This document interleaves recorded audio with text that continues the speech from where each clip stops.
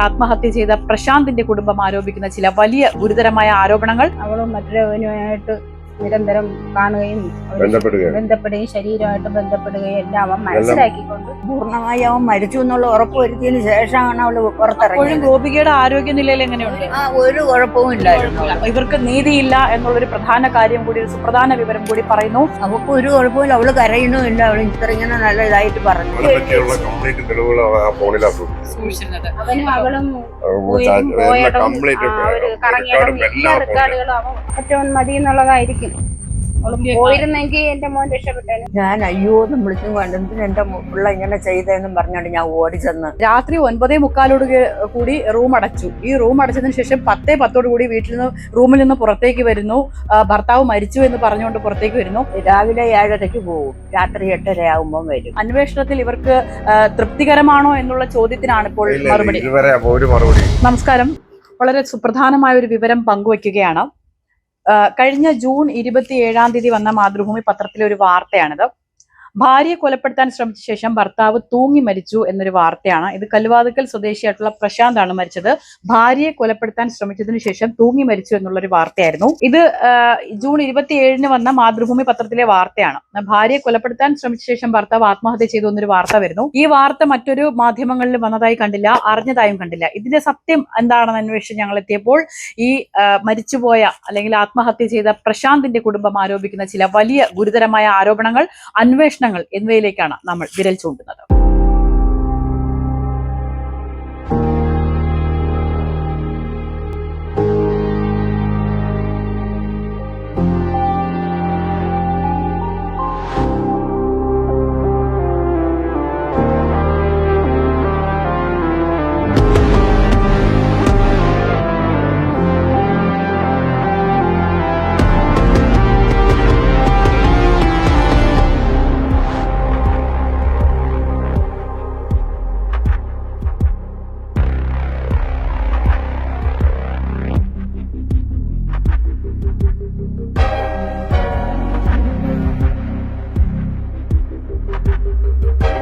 ഇപ്പൊ എന്റെ കൂടെയുള്ളത് പ്രശാന്തിന്റെ അമ്മയും അച്ഛനുമാണ്. ഇവർ അങ്ങേയറ്റം വിഷമത്തോടു കൂടി തന്നെയാണ് ഈ ഒരു മാധ്യമത്തിന് മുന്നിൽ നിന്ന് ഈ കാര്യം പറയുന്നത്. കാരണം ഭാര്യയെ കൊലപ്പെടുത്താൻ ശ്രമിച്ച ശേഷം ആത്മഹത്യ ചെയ്തു എന്ന് പറഞ്ഞു. നിങ്ങൾക്ക് ഇപ്പോഴും ആ ഒരു വിഷമം മാറിയിട്ടില്ല. സ്വന്തം മകനാണ് നിങ്ങൾക്ക് നഷ്ടപ്പെട്ടത്.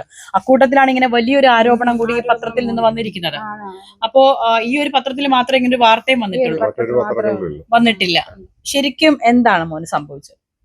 മോന് ഗോപികയുമായിട്ട് ഒത്തുപോകാൻ പറ്റാത്തതെന്ന് വെച്ചാൽ അവളും മറ്റൊരുവനുമായിട്ട് നിരന്തരം കാണുകയും ബന്ധപ്പെടുകയും ശരീരമായിട്ട് ബന്ധപ്പെടുകയും എല്ലാം അവൻ മനസ്സിലാക്കിക്കൊണ്ട് കുറെ ഒരു 6 മാസമെങ്കിലും ആവും ഇതിന്റെ പുറകിന് അവൻ നടന്ന് അവളെ മാറ്റാൻ നോക്കി. ഞങ്ങൾക്ക് എൻ്റെ അടുത്ത് പറഞ്ഞു, എന്നെ കൊണ്ട് പറയിച്ചു, എന്നിട്ടും മാറിയില്ല. ഞാൻ അവളെ കരഞ്ഞ് കാല് പിടിക്കും പോലെ പറഞ്ഞു, എൻ്റെ മോനെ ഇനി കൊലയ്ക്ക് കൊടുക്കല്ലേ എന്ന് പറഞ്ഞല്ല. എന്നിട്ടും അവള് കേട്ടില്ല. ഞങ്ങൾ കാണൊക്കെ അവള് ഞാൻ അറിഞ്ഞത് കൊണ്ട് പിന്നെ ഞങ്ങൾ കാണൊക്കെ അവള് സ്നേഹം കാണിക്കും അവൻ്റെ അടുത്ത്. മരിക്കുന്നതിൻ്റെ അന്നും അവളാണ് ആഹാരം കൊടുത്ത് അവനെ റൂമിൽ കൊണ്ടുപോയതും എല്ലാം. അപ്പം ഞങ്ങൾ എൻ്റെ അമ്മയാണ് കൂടെ ഉണ്ടായിരുന്നത്. അമ്മ ഞാൻ എന്നും അമ്മയെ വിളിച്ച് തിരക്കുമായിരുന്നു. ഇങ്ങനെ ഇവിടെയാണോ? അവന് വേണ്ടിട്ട് വീടുണ്ട് ശ്രീരാമപുരത്ത് വയലറ്റ് അമ്പലത്തിന്റെ ഇപ്പുറത്ത്. അവിടെ 8 വർഷമായി അവിടെ വാങ്ങിച്ച അവിടെയാണ് താമസമാക്കി. അന്ന് തൊട്ട് ഇവിടെ ഈ ആദ്യത്തെ ഇത് അറിയാന്നുള്ളത് കൊണ്ട് അമ്മയും കൂടെ, എന്റെ വൈഫിന്റെ അമ്മയും കൂടെ അന്ന് തൊട്ട് പ്രശ്നങ്ങൾ ഉണ്ടാക്കിയിരുന്നു. അല്ല, അന്ന് അതിന് ശേഷം പിന്നെ അങ്ങനെ ഇല്ലായിരുന്നു. ഇപ്പൊ ഈ ജോലിക്ക് പോകാൻ തുടങ്ങിയതിന് ശേഷം ഇസാഫില് ജോലിക്ക് പോകാൻ തുടങ്ങിയതിന് ശേഷം, ഈ സംഭവം അറിഞ്ഞതിന് ശേഷം മോൻ ജോലിക്ക് പോകണ്ടെന്ന് കല്ലുവാതുക്കൽ, ഇപ്പൊ പാരിപ്പള്ളി കല്ലുവാതുക്കലാണ് എന്റെ ഓഫീസ്.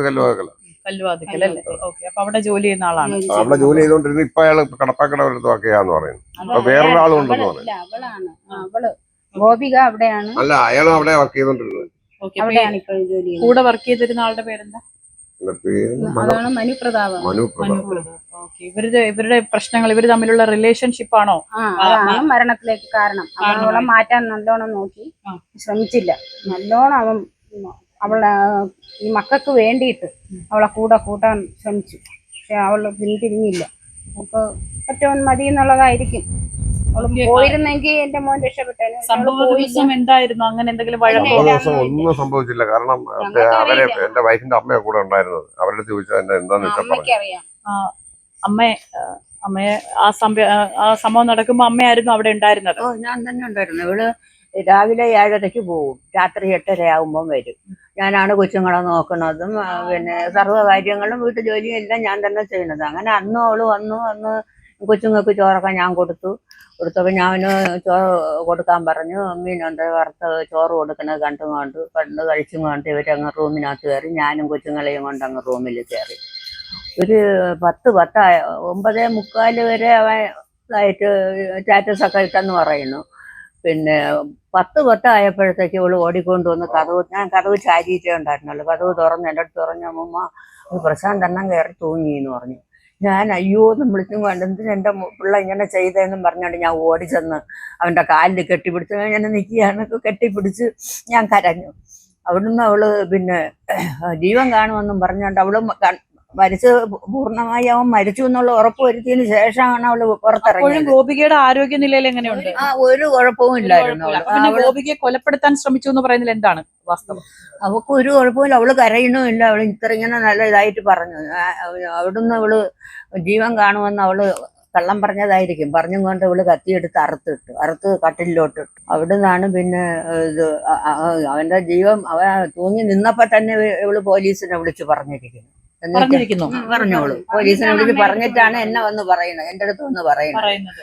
അവിടുന്ന് അയലത്തുള്ള 2-3 പയ്യന്മാരെ ഞാൻ ഫോൺ വിളിച്ച് പറഞ്ഞ് അവളും അവന്റെ ഫോണിൽ നിന്ന് തൊട്ട് താഴെ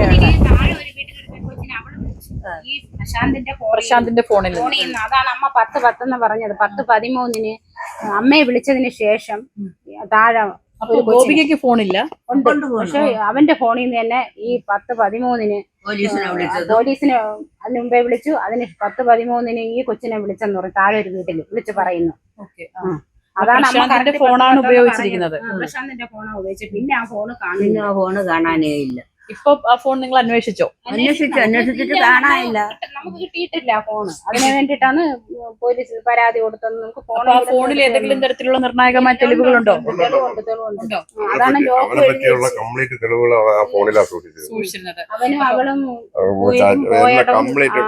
കറങ്ങിയ റെക്കോർഡുകളും അവൻ കുറച്ച് ദിവസം കൊണ്ട് അപ്പൊ കുറെ ദിവസങ്ങളായിട്ട് ഇതിന്റെ പിന്നാലെ ആയിരുന്നു. 6 മാസം കൊണ്ട് ഇതിന്റെ പിന്നിലാണ്. 6 മാസം. അവന്റെ ഫോണും അവളെ ഫോണും കൂടി കറക്റ്റ് ചെയ്തിട്ടുണ്ട് അവൻ എങ്ങനെയാ. അതുകൊണ്ട് അവള് പോണ ലൊക്കേഷൻ ഒക്കെ അവൻ അതില് നോക്കുകയും ഇവിടെ നിൽക്കണമെന്നൊക്കെ ചോദിക്കുകയും കൂടെ അന്വേഷിച്ച് നടക്കുമായിരുന്നു. അതുകൊണ്ട് എല്ലാ തെളിവും അവന്റെ ഫോണിലുണ്ട്. ആ ഫോണിലുള്ള തെളിവുകളാണ് ഇപ്പോൾ നശിപ്പിച്ചിരിക്കുന്നത്. ഒരു കണക്കിന് ആ ഫോൺ ആ സംഭവം നടക്കുന്ന അതേ ദിവസം രാത്രി 10:10 ആ ഫോണിൽ നിന്ന് വിളിച്ചത്. അപ്പൊ അതേ ഫോണിൽ നിന്ന് സംഭവ ദിവസം അതേ ഫോണിൽ നിന്ന് 10:10 ഫോണിൽ ഈ പ്രദേശത്തുള്ള ഒരാളെ വിളിച്ചിരിക്കുന്നു. അതോടൊപ്പം തന്നെ പോലീസുകാരെ വിളിച്ചിരിക്കുന്നത് പ്രശാന്തിന്റെ ഫോണിൽ നിന്നാണ്. പിന്നെ എന്തുകൊണ്ടാണ് ഈ ഫോൺ കാണുന്നില്ല എന്ന് ഇപ്പോൾ ഈ യുവതി ആരോപിക്കുന്നത്? യുവതി എന്തുകൊണ്ടാണ് പറയുന്നത്? ഇതൊക്കെ അന്വേഷിക്കേണ്ട കാര്യങ്ങൾ തന്നെയാണ്. അപ്പൊ മരിച്ച കൊണ്ടുപോകുമ്പോഴത്തേന് അമ്മയും അയലത്ത് 2 പെണ്ണുങ്ങൾ മാത്രമേ വീട്ടിലുള്ളൂ. പിന്നെ ഗോപികയുടെ അമ്മയും ഉണ്ട്. അമ്മയെന്ന് പറഞ്ഞാൽ അമ്മ പ്ലാക്കാട്ടേന്ന് ഹോസ്പിറ്റലിൽ പോയി മോളെ കണ്ടിട്ട് അവിടെ നിൽക്കാൻ പറ്റാതെ കരഞ്ഞ് നിലവിളിച്ച് വീട്ടിലോട്ട് വന്നു. പ്രശാന്തിന്റെ വീട്ടിലോട്ട് വന്നു. അപ്പൊ ആ അമ്മയും അതിനുശേഷം 2 ആണുങ്ങൾ അവിടെ വന്നിട്ടുണ്ട്. അവരുമായിട്ട് പോലീസാണ് ആരാണോ എന്താണെന്നൊന്നും അറിയത്തില്ല. ഞങ്ങൾ ആണുങ്ങളാരും ഇല്ലായിരുന്നു, ഒരു പെണ്ണുങ്ങളാണുണ്ടായിരുന്നു. ആരോ 2 പേര് അതിനുശേഷം 2 പേരും വന്നിട്ട് അവളെ റൂമിൽ കയറി എന്തോ അവളുടെ അടുത്ത് സംസാരിച്ചു. അവളുടെ അടുത്ത് സംസാരിച്ചിട്ട് ഞങ്ങൾ കരഞ്ഞോണ്ടിരിക്കുകയാണ്. അവളെടുത്ത് റൂം പോലീസ് വന്ന് അടച്ചിട്ട് പോയി. അപ്പൊ ഈ സംഭവ ദിവസം ശരിക്കും നമുക്കിത് കേൾക്കുമ്പോൾ ഭയങ്കര വിചിത്രമായിട്ട് തോന്നുന്നു. കാരണം ഈ അമ്മമ്മ പറയുന്നത് പ്രകാരം രാത്രി 9:45 കൂടി റൂം അടച്ചു. ഈ റൂം അടച്ചതിന് ശേഷം 10:10 കൂടി റൂമിൽ നിന്ന് പുറത്തേക്ക് വരുന്നു.